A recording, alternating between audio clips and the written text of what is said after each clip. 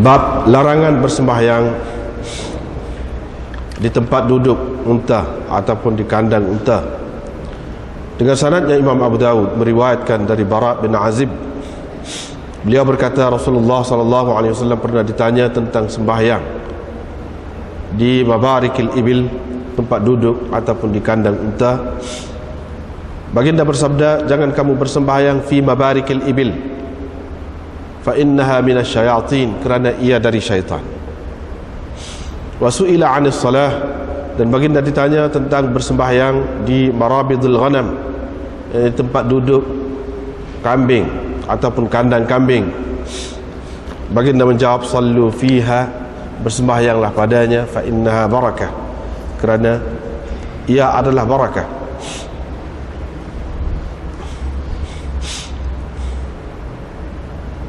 Babun mata yu'marul ghulamu bis salah.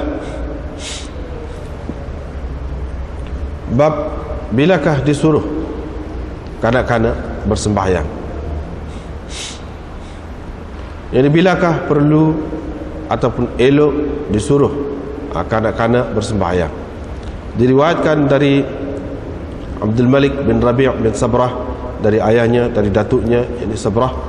Beliau berkata, Nabi SAW bersabda, suruhlah kanak-kanak bersembahyang apabila dia telah berumur 7 tahun. Apabila dia telah berumur 10 tahun, maka pukullah dia alaiha, yang kerana meninggalkannya. Dengan sanadnya Imam Abu Dawud meriwayatkan dari Amr bin Shu'aib, dari ayahnya, dari datuknya. Beliau berkata, Rasulullah SAW bersabda, muru auladakum bis salah, suruhlah anak-anak kamu bersembahyang ketika mereka berumur 7 tahun, dan pukullah mereka kerananya, yang kerana meninggalkannya. Wahum abna'u ashrin, ketika mereka berumur 10 tahun. Wa farriqu bainahum fil madaji', dan pisahkan mereka di tempat-tempat tidur mereka, yakni pisahkan tempat-tempat tidur mereka lah.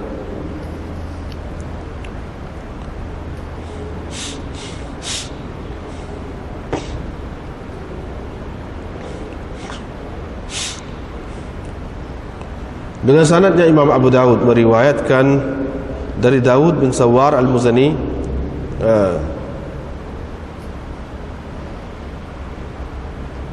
Sawar bin Daud al-Muzani, itu yang betulnya. Dengan sanad ini Waqi' meriwayatkan dari Daud bin Sawar, sama seperti isnad Waqi', sama seperti bi isnadi, sama seperti isnad yakni muammal sebelumnya, dan makna hadisnya.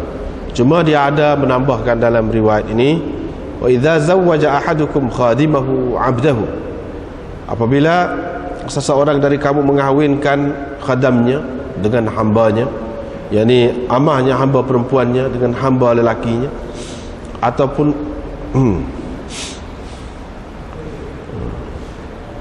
ajirahu, pekerjanya, buruhnya,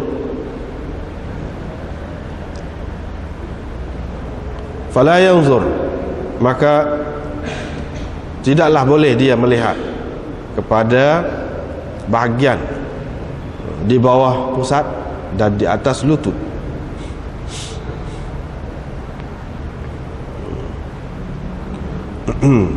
Boleh juga dibaca dengan fala yunzar, fala yunzar ila ma duna surrah wa fawqa rukbah, boleh juga. Maka tidak boleh dilihat yang di tuan dia tu, gitu kalau kita kata yunzar, bahagian bawah pusatnya dan atas lututnya tak boleh dilihat. Abu Dawud berkata, Waqi' telah waham, terkeliru berhubung dengan namanya. Abu Dawud At-Tayalisi telah meriwayatkan darinya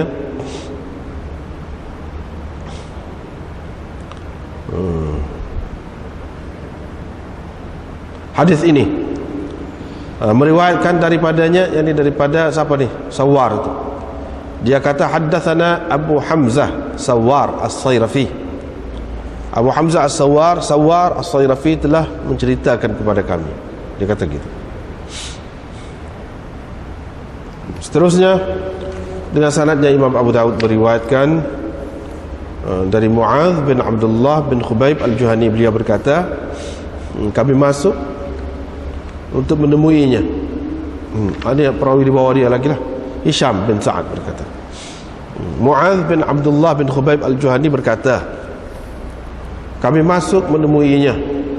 Ini kata perawi di bawahnya lah Hisham bin Sa'ad itu. Kami masuk menemuinya, yakni masuk ke rumahnya lah.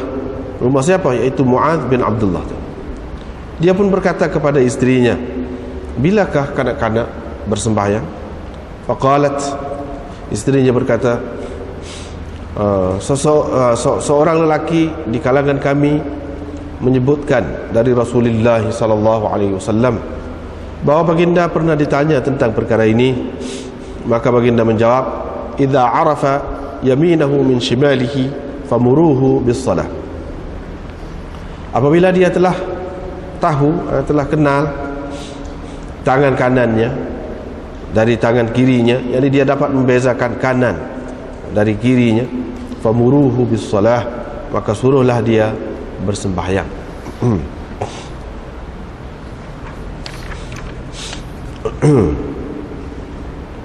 Bab bad'il adzan, ini bab permulaan azan. Dengan sanadnya Imam Abu Daud meriwayatkan dari Abi Umair bin Anas dari Umumah lahu, makciknya.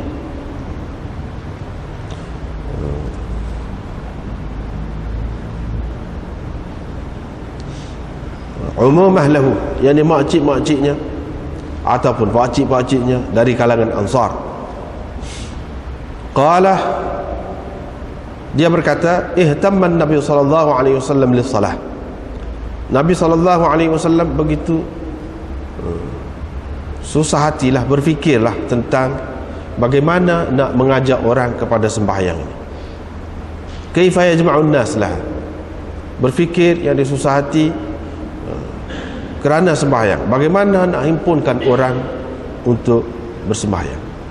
Maka ada yang berkata, naikkan bendera pada ketika masuk waktu sembahyang itu. Apabila mereka nampak bendera itu, sebahagian mereka akan memberitahu kepada sebahagian yang lain. Tetapi Nabi SAW tak berkenan. Nabi SAW tak suka. Qala, perawi berkata, dan disebutkan kepada Nabi SAW al-qun'u, yakni asy-syabbur.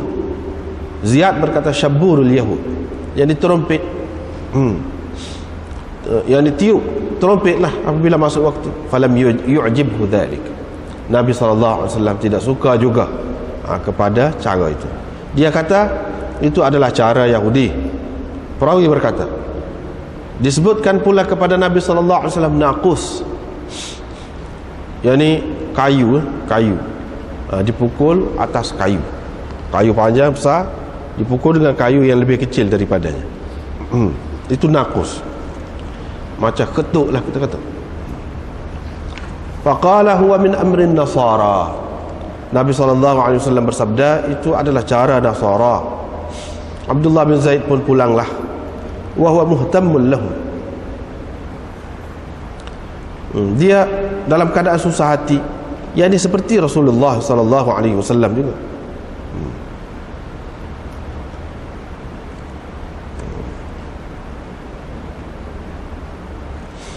Seperti Rasulullah SAW juga. Ataupun kita baca, wa huwa muhtammun lahum Rasulillah sallallahu alaihi wasallam. Gitu. Dia susah hati, memikirkan bagaimana nak panggil orang-orang ni. Rasulillah mana dengan takdir hadzaf mudhaf dan jar dia tu, yani li'tina'i Rasulillah sallallahu alaihi wasallam, ataupun lihtimami Rasulillah, yani muhtammun lahum lihtimami Rasulillah sallallahu alaihi wasallam, yani kerana Rasulullah sallallahu alaihi wasallam susah hatilah. Sebab itulah dia susah hati. Itu satu. Yang pertama tadi kita takdir dengan makna ka Rasulillah, ka Rasulillah. Boleh juga. Dia susah hati dan berfikir untuk mereka seperti Rasulullah sallallahu alaihi wasallam, serupa dengan Rasulullah juga. Selepas itu ditunjukkan fi manamihi, pada ketika tidurnya azan. Qala, perawi berkata, faqada ala Rasulillah, pada keesokan paginya dia pergi kepada Rasulullah sallallahu alaihi wasallam, lalu dia menceritakan perkara itu kepada Rasulullah. Dikatanya, wahai Rasulullah, saya antara tidur dan jaga, tiba-tiba datang seseorang kepada saya, dia menunjukkan kepada saya azan itu. Qala, perawi berkata, Umar bin Al-Khattab telah pun bermimpi sebelum itu lagi, tetapi dia menyembunyikannya selama 20 hari. Qala, perawi berkata, kemudian baru dia memberitahu kepada Nabi SAW. Baginda bertanya dia, apakah yang menghalang kau untuk memberitahu saya? Umar menjawab, sabaqani Abdullah bin Zaid fastahyaitu. Abdullah bin Zaid telah mendahului saya, kerana itu saya berasa malu. Rasulullah SAW pun bersabda, wahai Bilal, bangunlah, tengok apa yang Abdullah bin Zaid ajar kepadamu, kamu buatlah seperti yang diajarnya itu. Qala, perawi berkata, Bilal pun azan.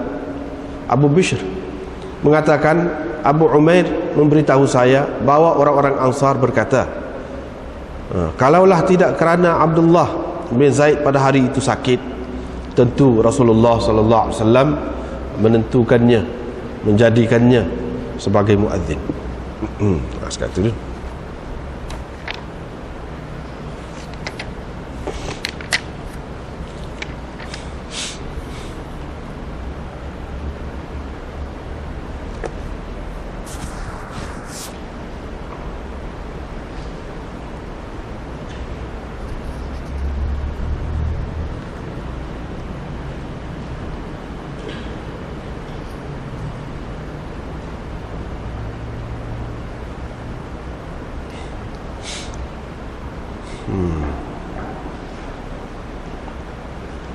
Kita tengok semula babun nahyi, bab larangan bersembahyang di tempat duduk unta.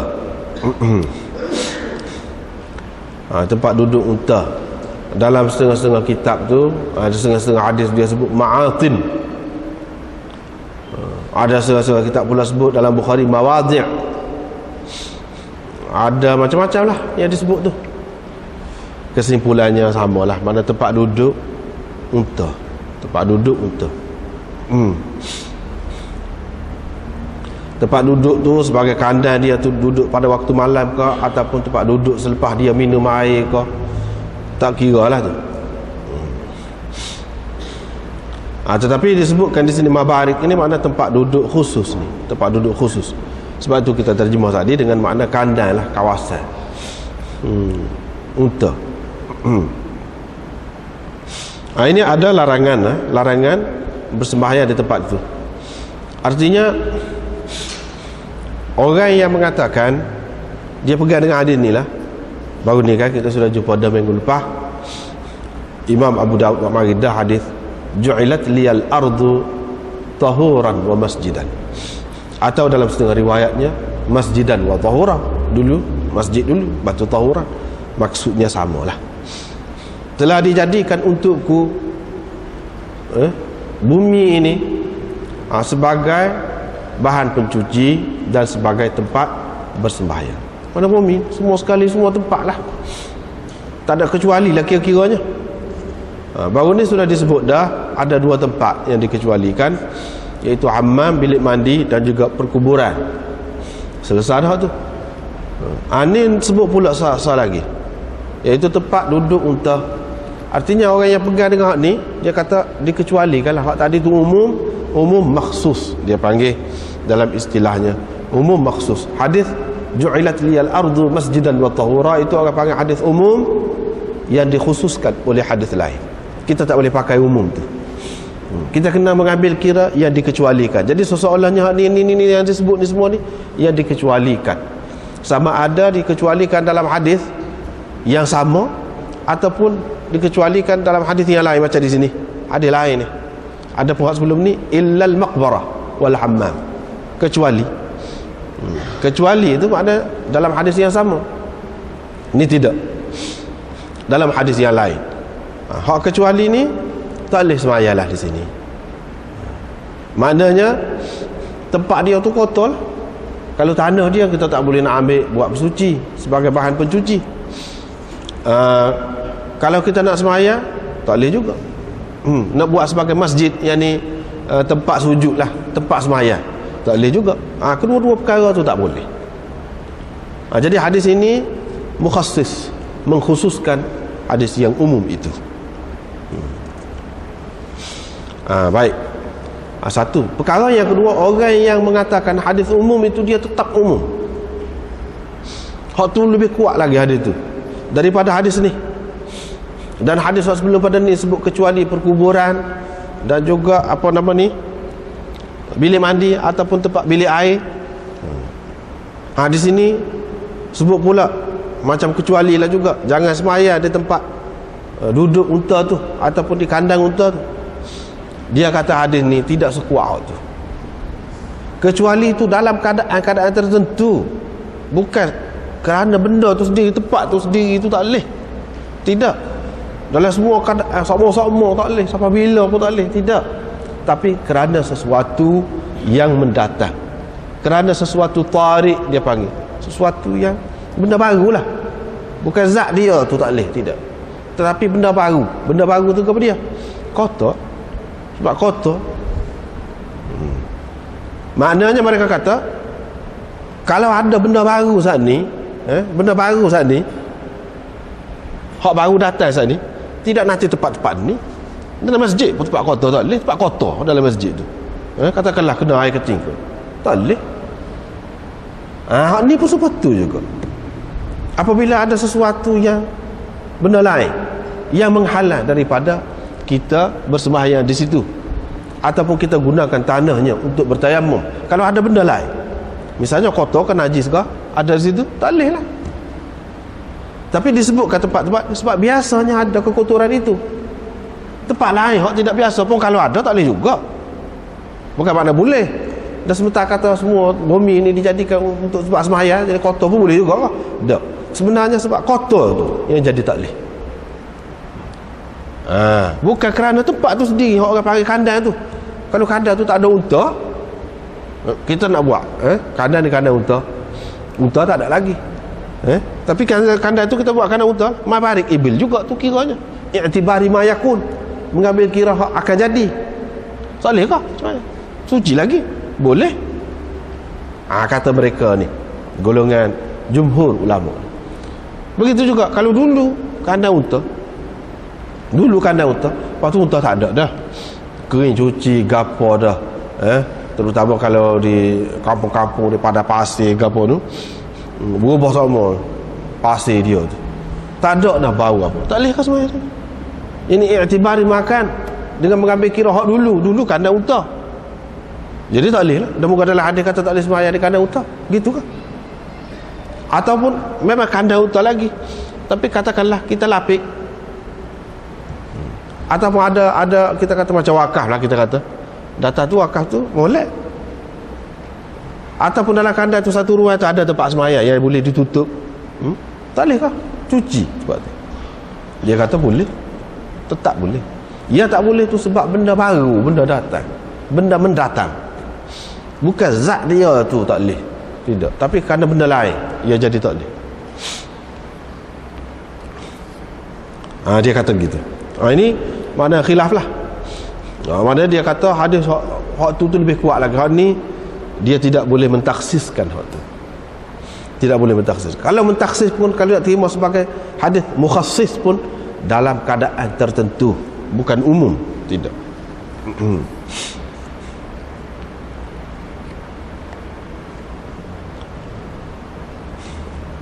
Jadi khilaf pula ulama. Ulama orang kata tak boleh semayang saat ni di kandang unta, supaya baru ni di perkuburan ke apa tu, setara mana tak boleh tu. Larangan tu, larangan setara mana? Larangan makruh ke atau larangan haram? Bagi ulama yang mengatakan sebab kotor tadi, dia kata larangan ni larangan tanzihi sahaja, yang ini makruh, tidak dengan makna haram. Tetapi orang-orang seperti Imam Ahmad, dia kata larangan ni larangan memberi makna haram dan larangan yang menunjukkan tidak sah. Memang tak sah semuanya.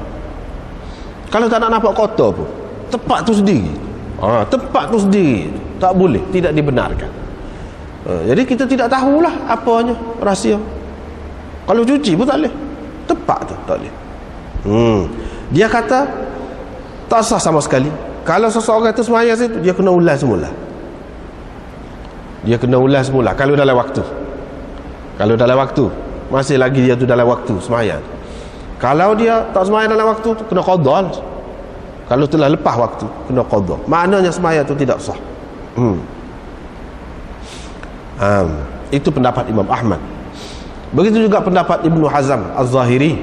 Pendapat Zahiri, dia kata la tahillu fi ma'tini ibil, tidak halal bersembahyang, tidak halal bersembahyang di kandang unta ataupun tempat duduk unta itu.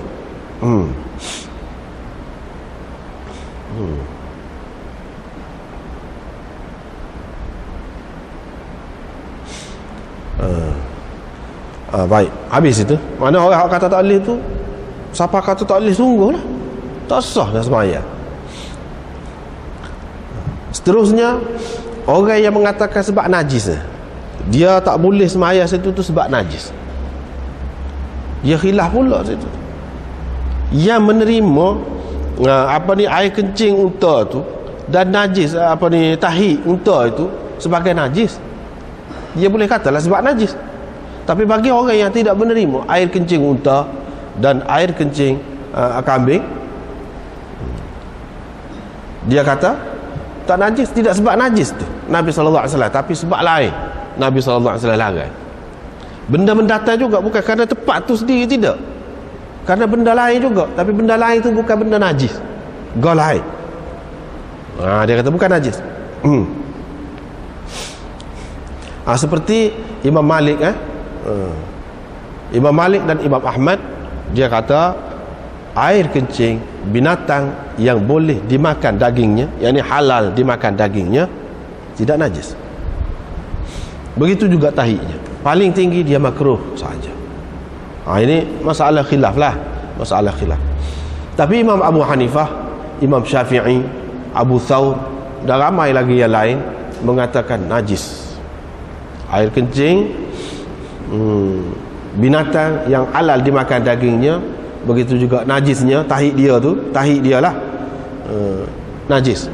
Kita panggil najis tahi tu, tapi kalau mengikut demo ni dia tak kira najis, kita tak boleh sebut najis lah. Kalau sebut najis, mana kita kata najis pula, dia tak kata najis. Tahi lah, tahi binatang yang boleh dimakan dagingnya, halal dimakan dagingnya, mengikut Thawri, Malik dan Imam Ahmad, tidak najis tahi dia.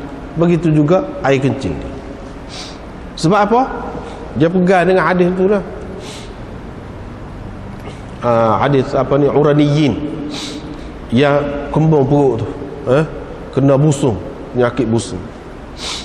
Nabi SAW suruh pergi minum air kencing unta, minum susu kata, minum air kencing, dia pupuk tu pun pergi minum sungguh. Kalau najis, Nabi SAW tak benar minum.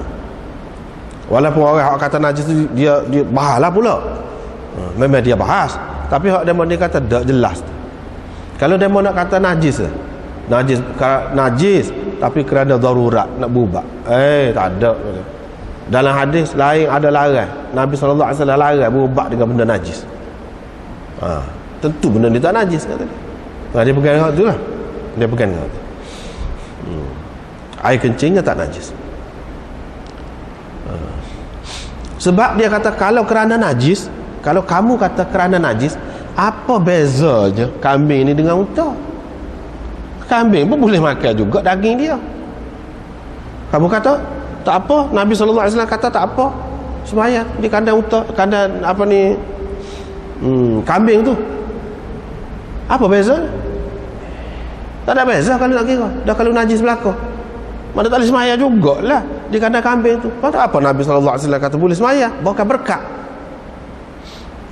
Ini menunjukkan bukan kerana najis itu, kerana benda lain. kerana benda lain. Ni bahan ni bahan. Benda lain tu gapo? Apa kalau kita kata benda lain tu gapo? Benda lain tu gangguan dia. Gangguan daripada unta ni. Unta ni dia lembut, ketika dia lembut tu lembut, ketika dia kasar, dia kekoh orang. Dia tendang orang, rebah, dia tepuh orang, dia jirit orang. Ada ketikanya dia mari syaitanah dia tu. Yang ni sifat syaitan dia tu. Sifat kaca dia tu, jahat dia tu, dia mari. Sebab itulah Nabi SAW kata dalam hadis ni, fa innaha minasyayatin. Dia kata ni dia sudah isyarat dah, ni sebab kepada sebab yang mendatang tadi, bukan najis. Kalau najis, kambing apa bezanya kan kambing? Najis juga. Dah kamu kata binatang yang dimakan dagingnya, air kencing dia, dan apa ni tahi dia, semuanya najis. Tak ada beza lah sepatutnya. Ni ada beza, menunjukkan bukan kerana najis, tapi kerana benda lain. Kalau kita nak terima najis pun bukan kerana lain. Dia kata kerana lain. Kerana apa? Sini dalam hadis dia kata fa innaha minasyayatin. Ini satu lagi kita jumpa dah ni. Minasyayatin ini, min ni bukan dengan makna ibtida', min ibtidaiyah, tidak. Bukan makna apa ni, unta tu dijadikan daripada syaitan. Syaitan tu jadi daripada api. Kejadian dia tu daripada api. Kejadian unta ni daripada syaitan. Gitu kah? Ini kalau kita pakai min, itu makna min ibtidaiyah. Tidak. Min ni dengan makna min jinsiyah, jenis, ataupun min yang memberi makna serupa. Je ingat dulu kita sudah bicara dah. Perempuan itu fa innaha khuliqat min dhila'in. Perempuan itu dijadikan dari tulang rusuk. Min juga serupa dia. Jadi apakah perempuan itu dijadikan dari tulang rusuk? Jadi kejadian tu, bahan kejadian dia tu daripada tulang rusuk. Lepas tu tulang rusuk siapa? Kalau kita kata Hawa tu daripada Adam, boleh kira lah kita kata hak dulu. Tapi kalau kita kata hak kemudian, sebab dia sebut perempuan, dalam setengah-setengah hadis tu sebut perempuan secara umum, maka tak masuk akal. Macam mana jadi daripada dia? Dia jadi daripada darah mak ayah dia. Apalagi kalau hak perempuan itu lebih tua, macam mana kita nak kata dia nak jadi daripada tulang rusuk suami dia je? Tidak mungkin sama sekali.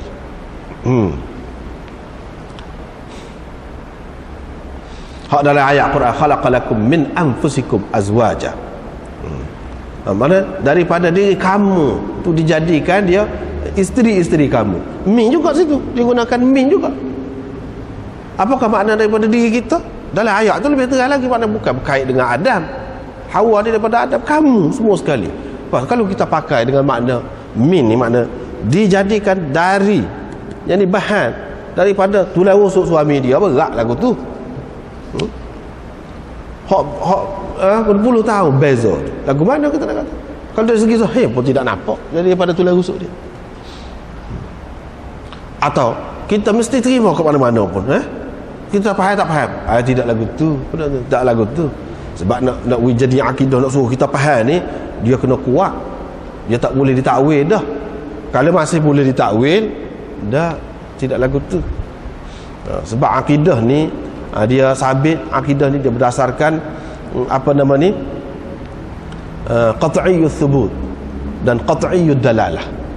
Mana sesuatu nas itu subutnya itu qat'i, dan dalalah makna dia pun qat'i juga, terang makna dia. Kalau tak terang, orang dia kata gini, orang dia kata gini, tak terang, lepas tu ada pula riwayat lain yang bercanggah, tak boleh jadi akidah. Tak perlu kita using lah waktu tu. Jadi jelaslah sekarang ni bukan dengan makna min di sini, dengan makna dari. Kejadian tu bermula daripada tu, tidak. Mana kalau daripada syaitan, pas syaitan boleh makan kah pula? Syaitan tu suci kah? Boleh makan kah pula daripada syaitan? Walaupun kita kata, dan Nabi SAW kata boleh makan, kita tak sabah lah waktu tu. daripada syaitan ni, suci ke tidak suci. Boleh jadi nak mengambil kira hak kejadian hak dulu, hak asal kejadian dulu. Tidak jelas, tak ada jelas lagu tu. Bahkan seperti dalam hadis tadi, innal mar'a khuliqat min dhila'in, mana khuliqat khilqatan kadhila'in, dijadikan dalam satu kejadian seperti itulah rusuk. Hak ni pun syaitan itu daripada syaitan, mana kejadian dia tu seperti kejadian syaitan. Jadi ada sifat-sifat yang ganggu, menyakiti, menyusah orang tu. Ada buah tu. Jadi ini orang panggil isnad ni, kalau kita nak kira isnad, kalau dalam balaghah isnad majazi lah ni. Isnad majazi. Ataupun isnad akli. Orang panggil isnad akli, majaz akli. Mana kerana ada kesesuaian yang tertentu dikatakan dengan benda tu, bukan sebenarnya begitu. Seperti kita kata sungai mengalir, bukan sungai yang mengalir, air yang mengalir.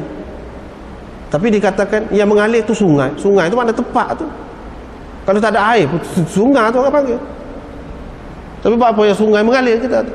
Bukan sungai mengalir, air tu yang mengalir. Sebab apa? Sebab air tu duduk situ.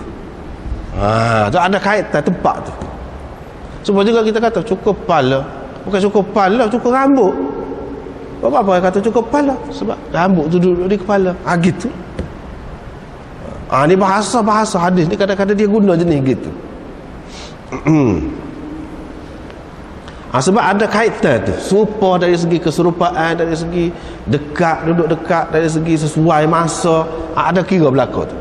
Ataupun dia ni merupakan illat, ambil kira berlaku. Itu termasuk dalam majaz akli, orang panggil. Ia dari syaitan, mana dari jenis syaitan. Kita kata jinsiyah tadi, dari jenis syaitan. Mana jenis syaitan ni, jenis mana? Jenis kerenak lah. Sebab itulah dalam Quran pun dia sebut syayatinal ins wal jin. Syaitan manusia dan jin. Mana syaitan ni bukan jenis kau tak nampak tu saja, syaitan je. Manusia pun ada sebut dalam Quran sendiri sebut. Manusia ni jadi daripada syaitan kok. Manusia ni kejadian hak manusia hak supaya syaitan tadi lah, dia jadi daripada kejadian dia tu supaya kejadian syaitan kok, daripada api kok. Tidak. Apa-apa sebut syaitan, sebab ada sifat-sifat syaitan pada dia tu. Gitu. Sebab ada sifat-sifat syaitan pada dia. Bukan dia tu daripada syaitan ataupun daripada jin. Manusia tu tidak. Manusia biasa.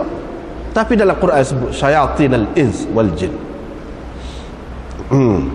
Serupa juga di sini. Dan ditanya tentang semayang di kandang kambing, dia kata semayang tak apa pula.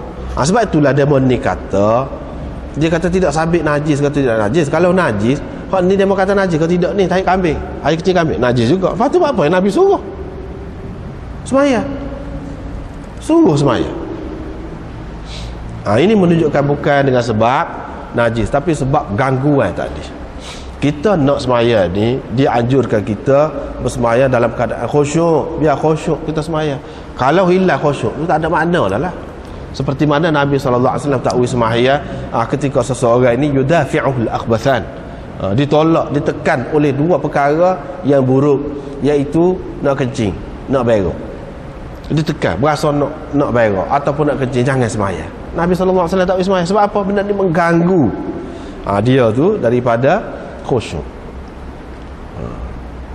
Begitu juga Nabi SAW larang bersemayang wa huwa bihadratit ta'am, mana ketika makanan sudah dihidangkan. Apa? Hilang khusyuk. Hilang khusyuk. Nabi SAW larang juga. Begitu juga dia larang semayang di kandang unta ni. Kerana apa? Kerana akan hilang khusyuk. Kemungkinan besar akan hilang khusyuk. Begitu juga Nabi SAW sampai kata semayang ni dipotong oleh himar, dipotong oleh perempuan, dipotong oleh anjing, diputuskan ataupun dipotong oleh yang tersebut tadi. Apa? Kerana berkait dengan khusyuk ni. Orang perempuan lalu mungkin pergi macam-macam lah kita. Orang perempuan lalu hilang khusyuk.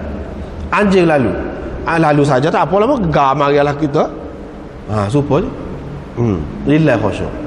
Begitu juga kaldai pun lagu tu juga. Mari dia bunyi dengan suara dia tu, boleh jadi kita terkejut. Jadi hilang khusyuk. Sebab tu Nabi SAW kata potong, bukan batal, potong, putus, terputus. Jadi dia kata sebab tu, sebab disebut sini sifat syaitanah dia tu, sifat syaitan dia tu. Syaitan ni dia ganggu lah. Apa cara? Dia ada buah jahat tu, buah jahat tu. Kalau kita kata ada perangai jahat ni kan, cicak misalnya kita kata perangai jahat lah tu, ada buah syaitan dia lah tu. Kita duduk sini molek-molek dia mari berok. Tu perangai jahat dia tu. Kita nampak. Supaya juga unta ni dia ada buah jahat. Bukan makna dia tu dijadikan daripada syaitan, tidak. Kambing tidak lagu tu. Tidak lagu tu hak biasa. Tapi ada juga kambing jadi backing. Nak sedok semacam. Boleh ke kita sembahyang? Salih juga kalau mengikut demon ni. Sebab yang diambil kiranya ialah gangguan terhadap sembahyang kita tu sampai kita tak khusyuk. Tak kira lah. Kambing yang disuruh di sini sebab kebiasaannya kambing tu tak apa. Sebab apa? Ini memandangkan orang Arab ni, masyarakat pada masa tu dia ada unta, kambing. Itu harta dia, mana-mana pun, golongan mana pun.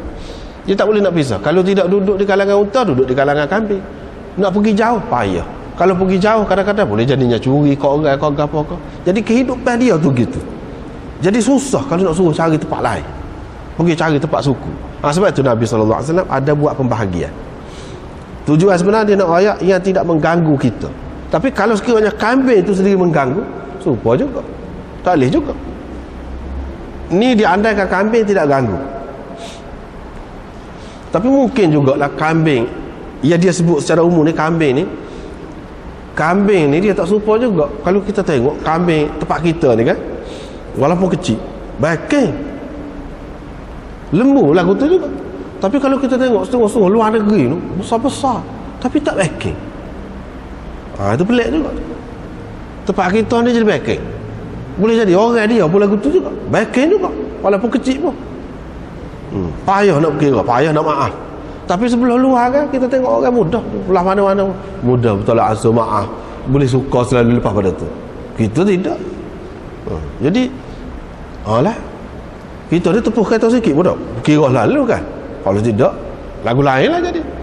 Dia biasa ya kalau kita tengok sebelah-sebelah tepuh sikit, maaf. Jadi tak ada lah kata pitik piti ke apa, tidak. Mudah basah. Lembu dia, unta dia, kambing dia pun lagu tu. Kalau kita tengok, heran kita tengok. Kubah tu besar, dia perubah seorang sembelih. Kita sini nak sembelih lembu, nak lagu mana? Beza tu. Pelik juga tu. Beza. Adakah ia berkaitan dengan makanan dia tu, bahan makanan dia tu, ataupun cuaca ke? Wallahu a'lam. Maknanya disebut di sini kira-kiranya umum tidak backing lah tu. Tetapi andai kata kalau backing lah seperti tempat kita ni, kambing tu nak sekira nak sedok macam tak boleh juga, serupa juga. Sebab dia sebut ilat dia syaitanah ada tadi. Syaitanah ada tadi. Maka berdasarkan sebab tadi, ilat tadi, kalau sekiranya unta tu memang jinak sungguh lah, tak ada ganggu apa, boleh ke tidak? Boleh lah. Kalau sebab tu dah tak ada sebab dah, boleh lah. Tak ada dalam makna larangan tadi. Larangan tadi kira-kira je kalau ada gangguan. Kalau tak ada gangguan, di kandang unta pun boleh juga. Bukan soal najis atau tidak najis. Bagi orang yang mengatakan tidak najis, dia kata sebab tidak najis. Tapi muskil lah. Kalau tidak najis, apa ya kandang kambing tu boleh hak tu. Hak tu tak apa. Sepatutnya tak apa berlaku lah kalau sabit najis. Dia kata tidak sabit najis, sabit benda lain. Sembahyanglah dia kata kerana barakah. Berkat kok mana kambing? Orang dah tinggi makan rebah. Berkat kok mana tu? Sebab dia ini orang panggil isnad belaka ni. Isnad berkait dengan isnad dan berkait dengan ilmu balaghah belaka. Sebab boleh dikatakan Nabi SAW katakan tidak ada nabi-nabi yang datang melainkan dia ni jadi penggembala kambing, dia perah kambing. Dia ada tu. Lepas tu kambing ni jenis binatang yang paling mudah dan paling disukai oleh orang. Paling disukai di antara daging-daging lah yang mudah didapat. Kita kata kijang pun sedap juga, tapi payah nak dapat tu. Dalam banyak-banyak kambing lah hak istimewa kita kata. Di mana-mana pun hak lebih mahal pun kambing, hak lebih mahal. Dari segi Nabi perah, kambing perah. Lepas tu makanan ni makanan yang lembut. Dia makan di sini nak isyarat kepada makanan ni pun membentuk jiwa kita juga. Kalau kita makan makanan binatang daripada binatang yang jenis baking, kita pun jadi baking. Dia ada pengaruh juga makanan. Sebab sayur sejuk, jadi sejuk lah, kita pun jadi tenang. Tapi kalau makan daging panas, jenis panas, dia panas dengan sendiri. Bukan sekadar tu panas sejuk gitu saja, tidak. Perangai ni pun dia bawa lagi. Dengan sebab itulah ulama-ulama mengatakan dalam agama dia tak boleh makan. Walaupun ada khilaf di situ, tak boleh makan. Ada taring, jenis ganas, jenis tekan, dengan kasar begitu, dia tak boleh makan. Haram. Dia kata Nabi SAW larang makan binatang yang bertaring ke apa tu kan. Apa hikmat dia? Dia kata sebabnya dia mempengaruhi jiwa seseorang tu, perangai seseorang tu. Sebab tu kita tengok orang yang makan babi misalnya, dia tak ambil kira batas, dia sodok semacam, dia tak ambil kira dan dia tidak ada malu. Sifat tu dia pergi. Sebab tu bangsa-bangsa yang menjajah, yang suka itu orang ni kan, dia makan babi. Dia ada pengaruh tu, ada kesan dia tu, dari segi kejiwaan. Jadi kerana ia membawa berkat tadi, tadilah bukan makna berkat ni maka kita perlu perah lah semua, tidak makna begitu. Makna mengingatkan kita kepada Nabi SAW. Di samping itu dia mengajar kita ni jaga binatang. Di sini juga ada galakkan, maknanya ini tidak payah nak jaga, tidak perlu kawasan yang luas.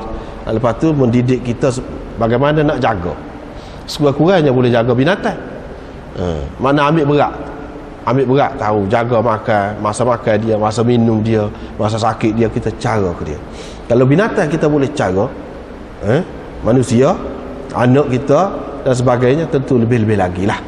Mana ada kesesuaian yang baik tu, membawa perangai-perangai ataupun kebiasaan-kebiasaan yang baik. Sebab itu dikatakan barakah di sini. Bukan makna barakah ni makna jadi dari semua sudut, tidak. Dah berkat kak, orang darah tinggi pun makan lah juga. Tidaklah betul. Berkat ni secara keseluruhan adalah sudut-sudut dianya. Terutama apabila kita mengambil kira Nabi-Nabi itu memelihara kambing dari segitu. Seperti mana syaitan tadi, unta tadi dilarang sebab dia ada munasabah, orang panggil dalam bahasa munasabah dengan syaitan itu. Kambing ni buat apa? Disuruh kita duduk dekat dia, ada munasabah dengan Nabi-Nabi. Ada munasabah.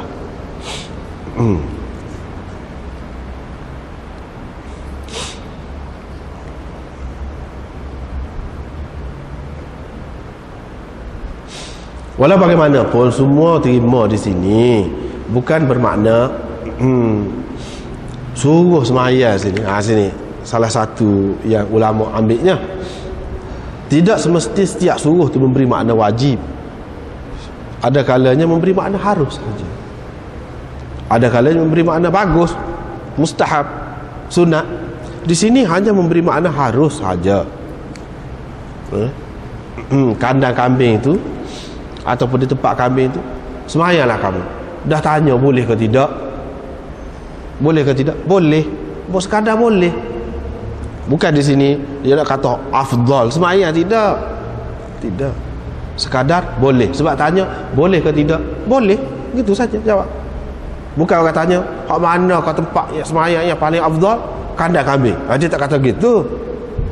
Ni orang tanya boleh ke tidak semaya di kandang kambing? Boleh. Sekadar. Jadi sallu di sini dengan makna boleh kamu bersembahyang di kandang kambing itu. Mana dalam keadaan-keadaan tertentu. Kalau suci sah bagi orang yang mengatakan tahid dia, gapo dia tu semua tu najis. Kalau suci dengan berlapik misalnya kita kata, itu yang pertama. Yang kedua, kalau tidak mengganggu. Kalau dia mengganggu sampai mengganggu kita supaya dengan unta juga, tak boleh juga. Gitulah.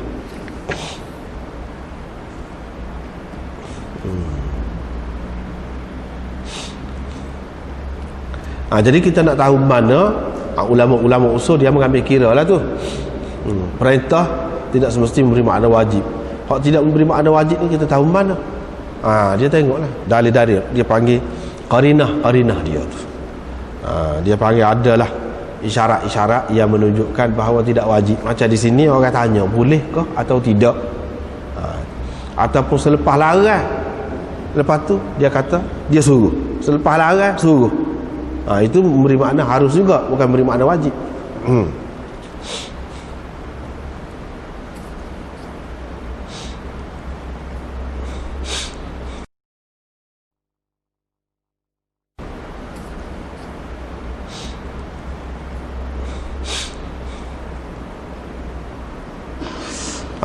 Selain daripada itu yang anda sebut tadi, iaitu sebenarnya bukan kerana secara mutlak tak boleh unta ni, sebab ada kemungkinan ataupun lebih banyaklah keadaan berlaku unta ni mengganggu orang. Tapi kalau tidak mengganggu, banyaklah bukti-buktinya. Sahabat-sahabat ni sendiri dia semaya dekat unta dia. Unta dia berduduk dan dia jadikan unta tu sebagai sutrah dia. Mana kalau orang nak lalu ke depan pun tak jadi masalah lah. Mana dia semaya dekatlah dengan unta dia, tak apa. Sebab itulah kita kata tadi bergantung kepada keadaan.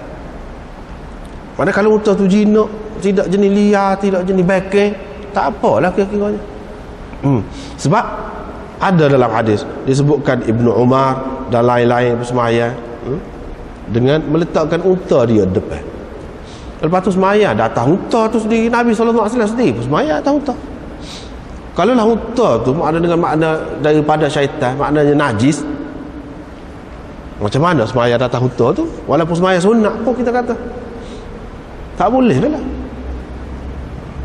Lepas tu semaya atas unta tu boleh jadi dia jadi hunggah derah kau apa, boleh jadi belaka.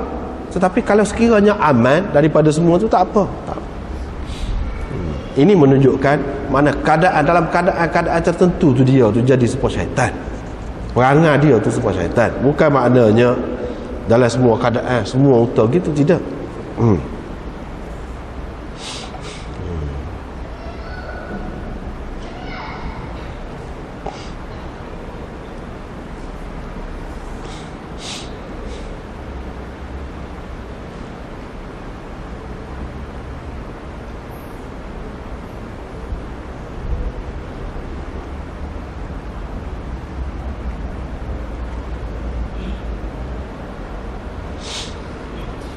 Habis itu kemudian bab lain, bab mata yu'marul ghulam bis salat, bilakah perlu disuruh budak ghulam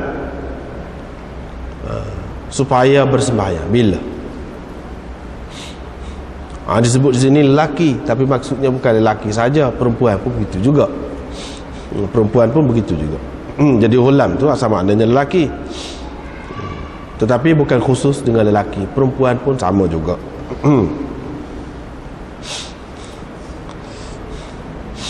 Kemudian perkataan ghulam ini digunakan untuk kanak-kanak secara umumnya.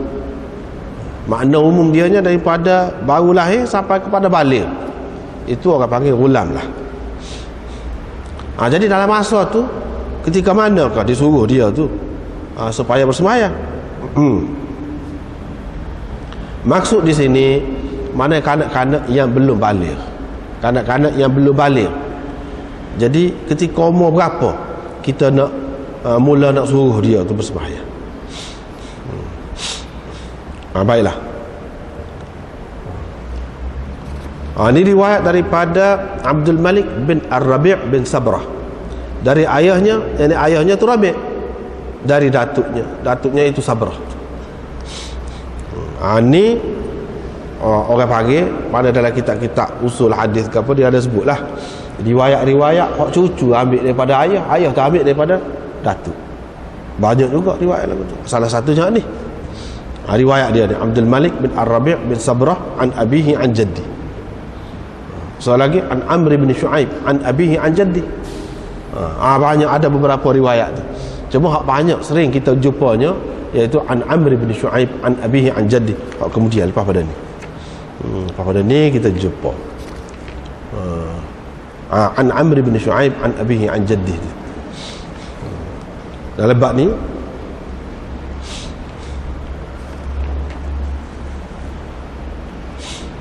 Nabi SAW bersabda, suruhlah kanak-kanak as-sabi,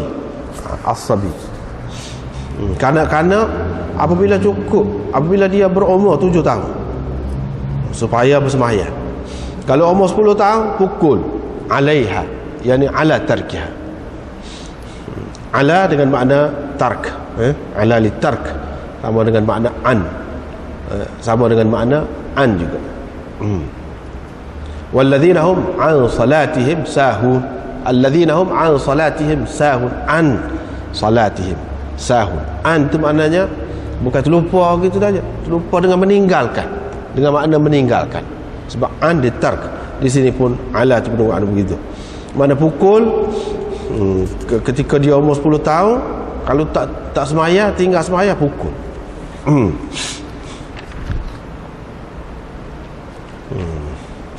Nah, berhubung dengan sanad hadis ini, sanad hadis ini iaitu Abdul Malik bin Rabi' bin Sabrah tu, situ ada orang yang mengatakan dia ni thiqah. Abu Khaisamah pula dia kata Yahya bin Ma'in pernah ditanya tentang hadis-hadis Abdul Malik bin Rabi' an abihi an jaddih ni. Yahya bin Ma'in kata dhaif berlaku. Ibnul Jauzi pula dia ada menukilkan daripada Ibnu Ma'in juga, Yahya bin Ma'in juga, dia kata Abdul Malik ni dhaif.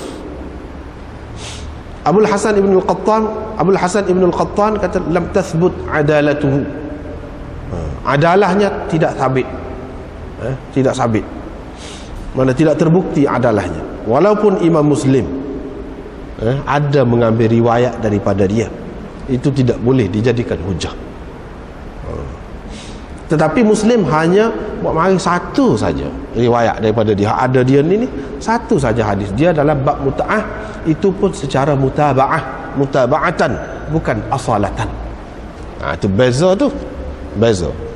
Sebab itulah ulama-ulama mari perawi-perawi ni kita jangan keliru. Sebab tu ulama sebut kalau ada pun mutaba'atan, sebagai mutabi' sahaja, bukan sebagai asas dalam riwayat itu. Bukan nak jadi sebagai tempat asas, tempat berputar segala riwayat tu. Ni jadikan sebagai asas. Imam Muslim tak buat asas. Kalau asas tu dia panggil asalatan. Rawahu Muslim asalatan. Ni rawahu Muslim mutaba'atan. Rawa anhu Muslim mutaba'atan. Mana Muslim riwayatkan daripada dia secara mutaba'ah, jadi dia ni menjadi mutabi' kepada orang lain. Orang lain tu kuat, dia ni sebagai penyokong gitu saja je, sebagai penyokong, bukan sebagai hak asas, hak tonggak, tidak. Imam Zahabi pula dalam mizan dia, Mizanul I'tidal, dia kata Abdul Malik bin Ar-Rabi' bin Sabrah an abihi saduq. Saduq ini kalau dari segi bahasanya mana kuat tu, sebab fa'ul. Orang panggil, kalau dalam saraf ni dia panggil sirah mubalaghah. Sirah mubalaghah ni makna kuat lah. Sadiq makna benar, saduq sangat benar. Sangat benar ni bagus lah kita kata. Supaya akil makan, akul berhi makan. Dhahik suka, dhahuk berhi suka. Berhi makna banyak, menunjukkan makna banyak. Sini pun saduq ni kalau nak kira dari segi bahasa, maknanya sangat benar. Apakah makna bagus? Tak. Dari segi ilmu mustalah hadis, saduq ini tidak makna bagus, tidak. Bahkan dia ni hanya sekadar apa dia? Istilah dia, lafaz ta'dil yang rendah, lafaz ta'dil yang rendah, tidak tinggi. Dia kata insya-Allah, saduq insya-Allah. Itu pun dia kata saduq itu pun insya-Allah. Mana dia tidak berapa kemah lah tu, tidak berapa yakin benar lah tu kalau dia kata insya-Allah tu. Hanya Yahya bin Ma'in sahaja mengatakan dia ni dhaif. Hanya Yahya bin Ma'in sahaja yang mengatakan dia ni dhaif. Yang ni bagi Yahya bin Ma'in, hadis dia ni tersak mari ke mana-mana pun dhaif lah. Dah dia anggap dhaif. Orang lain dia tidak anggap dhaif. Dia kata saduq. Imam Zahabi kata insya-Allah. Insya-Allah tak apalah, boleh lah. Tidaklah termasuk dalam orang-orang yang dhaif, Tapi nak kata tinggi sangat kedudukan dia pun tidak juga. Dengan sebab itu kita kata dengan ada hak ni dia hadis hasan lah, paling tingginya hasan.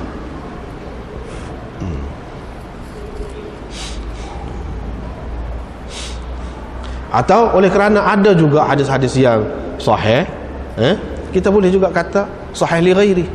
Hadis ini sahih. Jadi kadang-kadang kita tengok setengah-setengah ulama dia kata sahih. Ada sahih li ghairi. Bukan hak ni yang sahih, hak lain. Ada juga lah betul.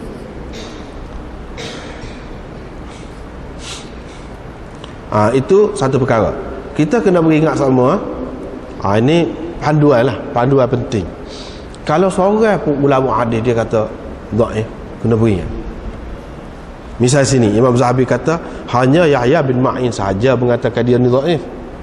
Walaupun seorang, kena beringat. Sebab apa? Hukum dalam ni macam umum. Mesti kau kena pukul. Lepas tu kalau umur 7 tahun, cerdik ni dia tidak sama tahap dia. Kadang-kadang kanak-kanak tu umur 6 tahun cerdik dah. Kadang-kadang umur 7 tahun tak cerdik lagi. 8 tahun pun tak cerdik lagi.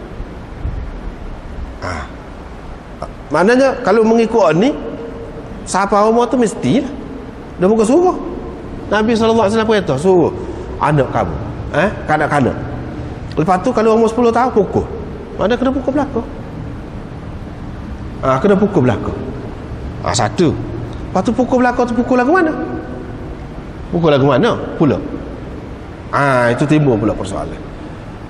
Bimbang, kita bimbang, takut-takut. Ada orang yang jenis pakai zahir, maka dia akan bertindak. Tindakan dia tu pula tak kena pula. Sebab apa? Sebab pengetahuan dia tu tidak cukup molek, satu. Yang kedua, boleh jadi sifat dia tu jadi kerah. Ada juga orang dengan anak-anak ni kuat lah. Jadi menyebabkan kesan dia tu tidak baik. Apakah pukul ini mesti? Seperti dalam Quran juga. Berhubung dengan isteri yang kamu takuti, wallati takhafuna nushuzahunna fa'izuhunna wahjuruhunna fil madaji'i wadribuhunna fa in ata'nakum fala tabu 'alayhinna sabila. Ayat tu kan, mana isteri-isteri yang kamu takut mereka diderhaka, kalau kamu bimbang, fa'izuhunna, kamu nasihat dia. Wahjuruhunna fil madaji', tak usah tidur sekali. Wadribuhunna, ada pukul. Fa in ata'nakum fala tabu 'alayhinna sabila. Kalau mereka tu kamu, tak ada jalan lah untuk kamu nak buat bertindak yang tidak baik begitu, bertindak kasar begitu. Jadi kalau nak kira dalam ayat tu pun suruh pukul juga. Pukul lagu mana? Setiap orang perempuan kena pukul kau? Lebih kurang ni juga kena kira. Tak boleh. Mana kita kena ambil kira hak lain pula. Jangan kira hak ni. Dia tidak padan dengan hak ni saja. Sebab biasanya kalau hadis tu tinggi benar, kita boleh pakai selalu hak tu. Boleh pakai selalu. Tak kena tengok hak lain. Ni tak boleh. Kena tengok hak lain. Ni satu kaedah jugalah. Kalau hadis dhaif, kita kena perhati. Boleh jadi dia ada ikatan-ikatan yang perlu kita cari di tempat lain. Misalnya pukul. Dalam keadaan perlu pukul, bukan semua. Jika berfaedah lah pukul. Kalau dia boleh terima hak kita kata, ajaran kita tu tanpa dipukul, tak payah pukul. Mana pukul tu bukan suatu yang mesti. Yang kedua, pukul supaya juga dengan isteri itu. Kalau sekiranya pukul itu berguna kepada dia, tak boleh orang nak ambil daripada ayat tu pada nak pukul selalu. Tak boleh. Kalau sekiranya pukul itu berguna kepada dia, kalau tidak, tak boleh. Lepas tu kalau pukul pula, dia panggil dalam kitab-kitab dia sebut darban ghaira mubarrih, pukulan yang tidak mencederakan. Tu syarat. Itu ikatan. Jangan siapa pukul siapa patah, siapa cacat dia, jadi huduh rupa. Terutamanya di muka. Kita pukul, Nabi SAW larang. Tak boleh. Pukul muka, takut jadi cacat. Kecacatan tu nyata. Jadi tak boleh lah. Pukul-pukul tepat tu. Pukul tu pula pukulan yang tidak mencederakan, tidak patah, tidak luka, sekadar menampakkan. Sebab dari segi psikologi belaka lah ni. Ni mana berkaitan dengan psikologi belaka. Nabi SAW nak ajar kita psikologi ayah, anak, suami dengan isteri. Kadang-kadang isteri ni dia jadi naik atas kepala. Bukan semua. Ada jenis orang perempuan mana kalau kita di suara tak derah, senyap sama, tak boleh. Ada kalanya setengah-setengah perempuan tu gitu, dia kena tegur, dia kena kerah. Maknanya kita boleh menguasai diri kita. Jangan kita kalah dengan dia. Kalah dengan dia ni maknanya hak dalam Quran tu kata kamu pisahkan tempat tidur. Jadi mana bukan dia terpaksa cari kita pula pergi cari dia. Mana kalah kita. Kalau lagu tu kita tak boleh nak menguasai diri kita, jadi dia kuasa sedap hati sama lah. Sebab akhirnya kita mengalah. Jangan lagu tu kepada setengah-setengah perempuan, bukan semua. Sebab perempuan ni mana sebagai orang bawah, dia kira bawah, ketuanya ni, ketua suami tu. Ada kalanya pukul itu perlu. Sebab kalau tidak pukul, dia jadi pandai kita ni macam pondan. Macam pondan. Ada setengah-setengah perempuan tu gitu. Kalau kita tidak tekan dia, kalau kita tidak bangkai dia, kalau kita turut saja dia. Ada juga perempuan yang tidak. Ni setengah-setengah lah. Dengan sebab itu kita kena ada tu. Serupa juga kanak-kanak ni. Kalau dia tidak takut sangat, tak boleh juga. Tapi kalau takut sangat sampai nak kecek pun tak boleh, tak boleh juga.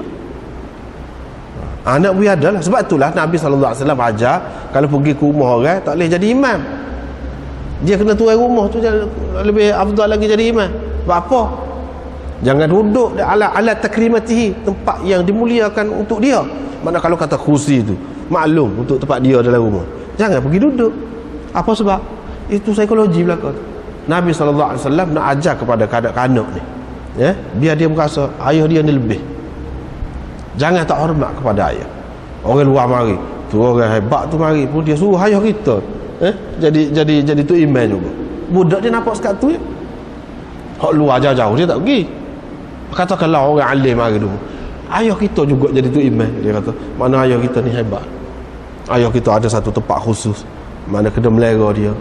Itu cara nak ajar adab biar dia tu hormat kepada ibu bapa. Maksudnya gitu. Bukan perlu kena ada tempat khusus, tidak. Tapi jika perlu, kadang-kadang dia ada kesan dia tu dengan cara macam tadi.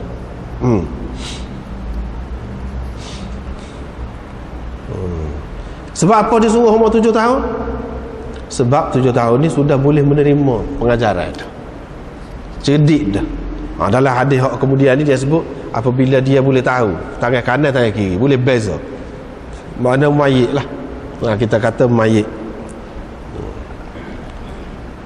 dia mumayyiz bahasa Arab. Mumayyiz maknanya boleh beza, boleh membezakan antara kotor dan suci. Begitu juga kanan dengan kiri dia boleh beza. Ini semua ni apakah wajib? Pada masa itu tidak wajib. Umur 10 tahun tu pun belum tentu lagi wajib. Cumanya ini untuk i'tiyad, untuk dia ni biar jadi kebiasaan, biar jadi daging darah dia, biar jadi daging darah, biar jadi adat, membiasakan dia dengan benda-benda yang baik. Lepas tu kalau budak tu buat dan tidak wajib kepada dia, dia boleh pahala ke tidak? Panjang pula ulama faham. Dia kata budak tu sendiri tak boleh pahala. Hak boleh pahalanya ayah dia. Ayah dia dan mak dia hak boleh pahala. Budak tu sendiri tak boleh. Sebab apa? Dia tidak mukallaf lagi. Hak dia buat tak ada apa-apa. Hanya baik untuk masa depan dia lah. Untuk masa depan dia apabila dia sudah terbiasa dengan cara begitu. Dan disebutkan 10 tahun suruh pukul. Makna boleh pukul. Seperti tadi jugalah fadribu, makna suruh pukul. Apakah makna wajib pukul? Tidak. Boleh kalau nak pukul. Seperti tadi semayanglah di kandang kambing, makna wajib mesti ke? Tidak. Tapi afdal ke? Tidak juga. Hanya boleh kalau perlu.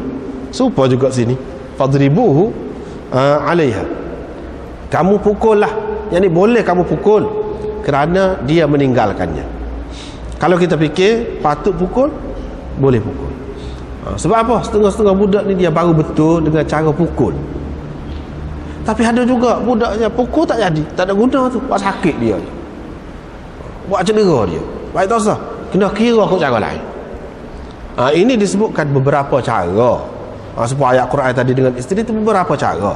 Kalau ada cara lain lebih baik, kita cuba carilah. Bukan itu saja cara. Sebab apa dia kata 10 tahun ni boleh suruh pukul? Satu, budak bersatu dia boleh dah menerima pukulan. Tidak kata lembut sangat, lembut sangat, mudah nak patah kau, mudah nak geliat kau, dak. Satu. Yang kedua, kalau kita pukul pula dengan peraturan tadi, iaitu darban ghaira mubarrih, pukulan yang tidak mencacatkan, dia memberi makna menakutkan budak tu, hebat ayah dia tu. Jadi dia jadi takut, ngeri. Maka semula dia akan turutlah, dia akan turut. Itu yang kedua. Yang ketiganya, pengajaran ayah dia ni ambil berat betul tentang perintah agama ni. Kerana Allah SWT ni, maknanya dia sampai pukul anak ni. Hak lain boleh dia tak pukul, anak dia pun boleh tahu sembahyang ni besar, sembahyang ni besar. Apalagi kalau ayah dia ni selalu duduk nasihat, duduk wayak, kalau setara ayah ni pun kena hormat, kena terima kasih, kena begitu gini, Allah SWT bagi banyak lagi. Kena jaga lagi hak dia tu lebih lagi. Sebab apa pukul ni? Sebab dia lebih banyak lagi jaga kita ni. Maknanya di samping nasihat, di samping pukul, jadi dia akan tertanam tu rasa hormat, rasa hormat dan rasa kasih kepada ibu bapa dan juga kepada Allah Subhanahu Wa Taala. Fadribuhu 'alaiha. Yang ketiga, sebab boleh jadi kepada setengah-setengah kanak-kanak tu umur 10 tahun tu sudah balik dah. Sebab tu suruh pukul, berat sikit, suruh pukul. Sebab dia balik ni bukan dengan, kalau kita kata cukup umur, kalau tak ada gapa-gapa lah, dasarkan umur semata-mata 15 tahun. Itulah yang diterima oleh kebanyakan sahabat pun, kebanyakan tabi'in salaf dulu, 15 tahun. Tetapi kalau sebelum pada tu dia sudah ihtilam, sudah mimpi ke apa kan, kita kata, terutama kalau perempuan sudah mari kota sebelum pada tu, maka dia sudah balik dah. Balik dengan arti wajib semaya ni, jadi mukallaf lah, wajib semaya. Tapi boleh jadi oleh kerana dia tu tak apa cerdik molek lagi, dia tak cerita kepada kita, padahal dia sudah mimpi dah, dia malu ke dia apa ke, padahal sudah wajib dah ke atas dia untuk semaya saat ni. Jadi dengan cara kita pukul tu keras tu, itu sebabnya, sebab takut-takut dia sudah jadi wajib dah ke atas dia. Sebab itulah dalam hadis ni, mengikut ulama-ulama yang perhati, dia kata sebab apa yang suruh pukul tu, sebab boleh jadi dia sudah balik dah. Kalau sudah balik, maknanya dia menanggung lah pula, dosa lah pula dia tu. Itu perkara yang ketiga. Perkara yang keempat yang kita perlu faham, ikhtilaf ulama tentang umur, tentang balik ni, kebanyakannya dia berkait dengan ibadat, berkait dengan kewajipan diri, hak fardu ain, bukan berkait dengan jenayah, bukan berkait dengan jenayah. Kalau jenayah tu khilaf banyak pula. Imam Abu Hanifah kata hak dikira, hak kena hukumnya, iaitu hak balik dari segi jenayahnya umur 18. Maknanya kalau kerak tangan, kalau gapa-gapa lah, kalau kita kata hukum, nak hukum jenayah tu nak dikenakan ke atas dia tu apabila dia 18 tahun ke atas. Bawah pada tu tak, walaupun dia sudah wajib dah semaya. Jadi hak wajib semaya dia suku, balik untuk wajib semaya, suku hak tu. Mereka pun terima gitu juga, bukan 18 tahun baru wajib, dah sebab tu lagi. Tapi dalam perkara jenayah tidak. Itu beza tu. Daripada hadis ini juga, di samping hadis-hadis yang lain lah, ulama-ulama membuat kesimpulan bahawa umur 10 tahun ni suruh pukul kerana tinggal semaya. Kalau umur lebih lagi sudah balik dah, sudah balik dah, jelas dah balik dah, 20 tahun umur kita kata tinggal semaya. Macam mana hukum orang meninggalkan semaya? Tentu lebih berat lagi, lebih berat lagi. Kalau umur 10 tahun suruh pukul dah, Hak lebih tua lagi pada tu, hak sudah balik dah lebih berat lagi. Hak lebih berat daripada pukul tak ada kata dia kecuali bunuh. Sebab itu setengah-setengah ulama dia membuat kesimpulan mengikut ijtihad dia bahawa orang yang meninggalkan sembahyang dengan sengaja malah boleh dibunuh. Boleh dibunuh. Itu mazhab Syafi'i. Mazhab Syafi'i. Ini kita nak baca. Wa idza istahaqqa as-sabi ad-darb wa huwa ghairu baligh faqad aqala annahu ba'da al-bulugh yastahiq min al-'uquba ma huwa ashad min ad-darb wa laysa ba'da ad-darb shay'un mimma qalahu al-ulama ashad min al-qatl. Tak ada lebih berat selepas pukul ni mengikut kata ulamanya lebih daripada bunuh. Tak ada, bunuhlah. Ulama berselisih pendapat tentang orang yang meninggal sembahyang ni. Malik dan Syafi'i kata yuqtal, boleh dibunuh. Makhul berkata yustatab, diminta dia bertaubat. Kalau dia bertaubat tak apalah, kalau tidak dibunuh juga. Ini juga pendapat Hammad bin Zaid, Waqi' bin Al-Jarrah. Tapi Abu Hanifah kata la yuqtal, tak boleh dibunuh. Khilaf lah, sebab tidak terang hadis tu, tidak terang. Tetapi boleh dipukul, didenda boleh, dan ditahan, dipenjarakan boleh. Ni orang yang tidak sembahyang. Ada lagi beberapa pendapat yang lain. Imam Abu Hanifah pegang dengan mana? Hak inilah yang kuat. Dia kata Nabi SAW bersabda, la yahillu dami mri'in muslim illa bi ihda thalath. Tidak halal darah seseorang muslim kecuali dengan salah satu daripada 3 perkara. Kalau dia buat salah satu daripada 3 perkara di bawah, halal darah dia, yang di bawah boleh bunuh. Tak termasuk dalam hak 3 tu, tinggal sembahyang. Dia kata hadis ni terang. Maknanya orang yang meninggalkan agama dia, yang memberontak terhadap agama dia, itu yang pertama. Yang kedua, orang yang bunuh orang. Yang ketiga, orang yang berzina, yang muhsan. Yang muhsan, yang sudah berkahwin secara sah lah. Secara sah dia berzina. Tu memanglah dia rejamkan. Selain pada tu tak ada termasuk ni apa ni meninggalkan sembahyang, tak ada. Lepas tu dia kata wa hadha alladhi qaluhu hukmun fi muqabalati an-nass as-sahih as-sarih. Pendapat orang yang mengatakan kena bunuh ni adalah bercanggah dengan nas yang terang dan sahih. Sebab itu kita tak boleh pakai. Tak boleh pakai. Kalau kita tengok adakah dalam hadis, satu hadis takkan tak ada selama ramah dulu hak tinggal sembahyang. Adakah kerana dia tinggal sembahyang tu dibunuh? Adakah? Tak ada. Maknanya Khulafaur Rasyidin dulu tak ada buat lagu tu. Apalagi hadis yang sahih saat ni, yang terang saat ni, tidak halal darah seseorang muslim kecuali dengan salah satu daripada 3 perkara.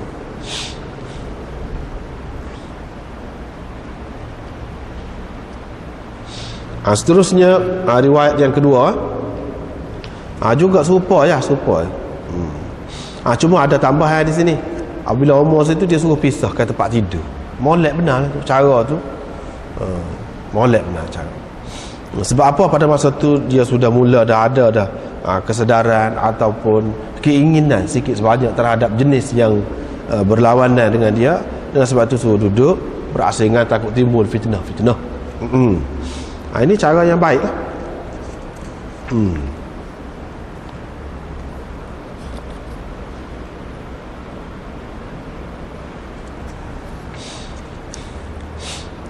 Cuma Abu Daud berkata Ismail meriwayatkan dari Sawar Abi Hamzah.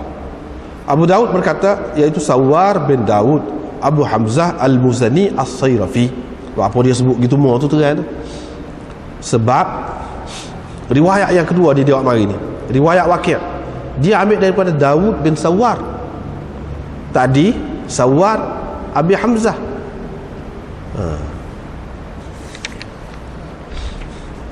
Iaitu Sawar bin Daud. Waqi' ni dia keliru. Dia kata Daud bin Sawar. Ayah tu jadi anak tu jadi ayah. Tukar. Padahal dia orang alim besar. Orang alim besar pun dia ada keliru, waham tu boleh berlaku. Moga dia orang. Jadi Imam Abu Daud tujuan dia sebut tadi tu Sawar Abu Hamzah, dia tu kunyah dia ni. Dia ni Sawar bin Daud Abu Hamzah Al-Muzani, nisbah kepada keturunan dia tu lah, kabilah dia. As-Sayrafi nisbah kepada kerja dia tu. Kerja dia nya kerja niaga emas perak. Sebab tu dikatakan Sayrafi. Dia kata Sawar Al-Muzani dengan isnad seperti tadi lah, dengan makna seperti tadi.